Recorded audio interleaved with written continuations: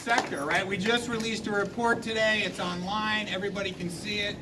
These are important facts and figures that everybody should have. So the reality is that human services employment has doubled since 1990, increasing from about 166,000 people to 332,000 in 2016. So this is an important part of our economy, and human services job growth occurred primarily among nonprofit organizations that are working under public contract. And it was about 21% of all private job growth in the suburbs and upstate was human service employment. So, but these folks are grossly underpaid.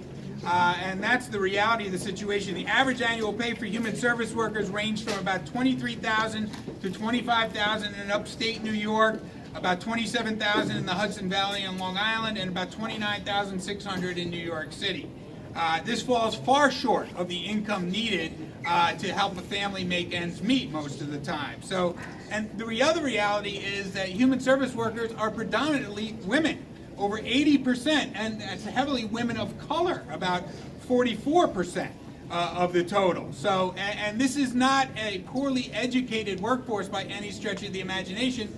Quite the opposite, actually. But about 41% of these folks have four-year college degrees, about 25% have associate's degrees. So this is a well-educated workforce. This is not a minimum wage workforce. Among New York's largest nonprofit human service providers, about 80% have budgets that are 90% or more dependent on government funding.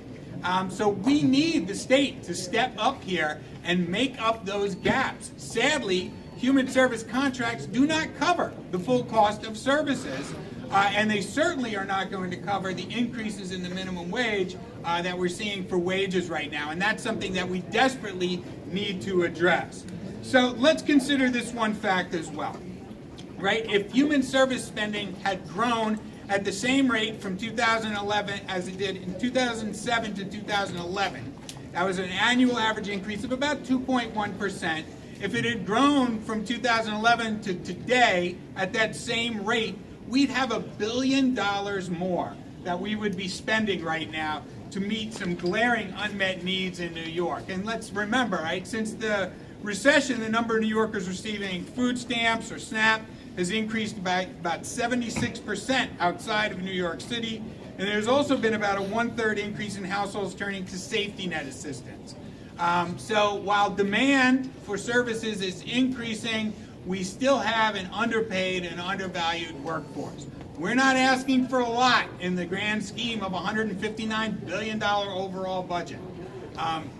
So we are here today to make sure that our needs are met and that legislators and the governor understand what we're asking for. That's why we're going to be meeting with many of them today as well. So I'd like to bring up someone now who's been a friend for a long time to human services and has been fighting on anti-poverty for a long time as well, and that's Senate Minority Leader Andrea Stewart-Cousins.